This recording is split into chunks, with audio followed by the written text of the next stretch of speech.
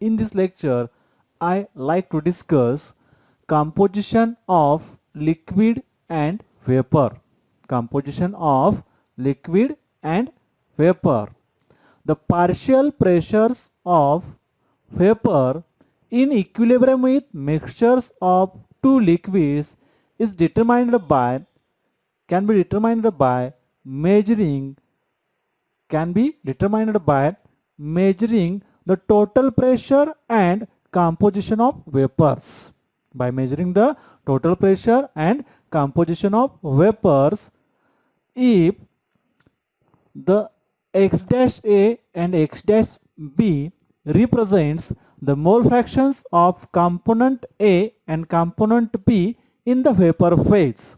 X dash A and x dash B represents the mole fractions of component A and component B, or liquid A and liquid B in the vapor phase.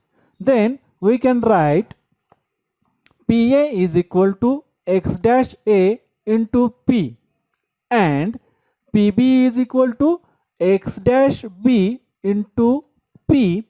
This is equation number 1, where this P is equal to PA plus PB. P is equal to PA plus PB. Again, from Raoult's law for ideal systems of two liquids. Ideal system of two liquids. According to Raoult's law, we know partial pressure PA is equal to vapor pressure of pure component A into mole fraction of pure component A. That is, PA is equal to P0A into XA and PB is equal to P0B into XB. Suppose this is equation number 2. This is equation number 2. Here we keep in mind this XA and XB represents mole fraction of component A and component B in liquid phase, and this x dash A and this x dash B represents mole fractions of component A and B but in the vapor phase. So according to Raoult's law for ideal systems, we can write PA is equal to P0A into XA, PB is equal to P0B into XB, where this P0A and P0B represents P0A and P0B represents vapor pressure of pure component A and B. Vapor pressures of pure components A and B. Now, if the vapor behaves ideally, whatever the vapors behaves ideally, then according to Dalton's law of partial pressures, we can write total pressure P is equal to sum of total pressure P is the sum of partial pressures of components, that is PA plus PB, and equation 1 becomes, according to suppose system is behaving ideally according to Dalton's law, total pressure P is equal to PA plus PB, then we can write this equation 1 as, suppose PA is equal to x dash A plus P, but this P is equal to PA plus PB. So we can write PA is equal to x dash in bracket P is equal to क्या है PA plus PB. So PA is equal to x dash in bracket PA plus PB. Rearranging this equation, we have therefore x dash A is equal to PA divided by PA plus PB. Suppose this is equation number 3. This is equation number 3. Now, if the liquid mixture in equilibrium with vapor also behaves ideally. Suppose liquid mixture in equilibrium with vapor. आपण इथं काय consider केलं, vapour behaves ideally, पण वेपर्सच्या ऐवजी अजून liquid mixtures also behaves ideally. Then by equation 2 PA and PB may be replaced by whatever the PA and PB, या equation मधल्या PA आणि PB जे आहेत ते काय केलं जाईल, they can be replaced by P0A XA and P0B XB. Then equation 3 becomes x dash A is equal to PA. According to equation 2 काय आहे, PA is equal to P0A into XA. So x dash A is equal to P0A into XA divided by P0A into XA plus P0B into XB. PA plus PB. Instead of this, we can write these two quantities. Now again rearranging this equation, we can write x dash A divided by XA, which is equal to 1 divided by XA plus XB into P0B divided by P0A. Rearranging this equation, we get the ratios of mole fractions in the vapor phase and liquid phase, that is x dash A divided by XA.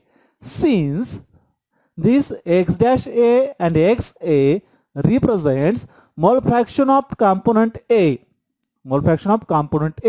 in the vapor phase and liquid phase respectively, we can write this equation as, so x dash A is the mole fraction of A in the vapor phase divided by mole fraction of A in the liquid phase, which is equal to 1 divided by XA plus XB into P0B divided by P0A. So here we compare the mole fractions of same component in vapor phase and liquid phase. It can be seen from this equation that XA plus XB is unity.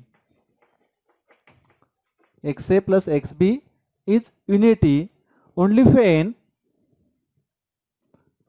P0B is equal to P0A.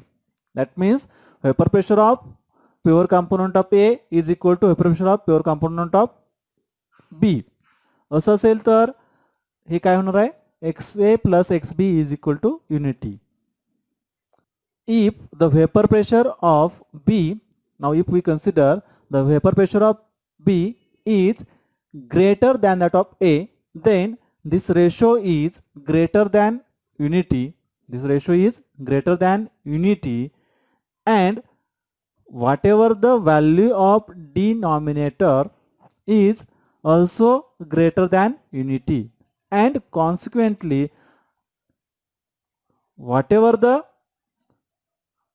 this quotient is less than unity, as total value of this is greater than unity, total quotient value is less than unity, which means that mole fraction of A in the vapor phase is less than that of the mole fraction of A in the liquid phase. Mole fraction of A in the vapor phase is less than that of the mole fraction of A in the liquid phase. This means that if the pure liquid B has higher vapor pressure than A, means vapor contains relatively more proportion of B than that of the liquid phase. From this, we have to make a general statement that vapor always contains more proportion of relatively more proportion of more volatile component. Vapor always contains more proportion of more volatile component, and this generalization is known as Konovalov rule. This generalization is known as Konovalov rule. Konovalov rule states that vapor always contains relatively more proportion of more volatile component than does the liquid phase, and this generalization is known as Konovalov rule. Okay, this is about composition of liquid and vapor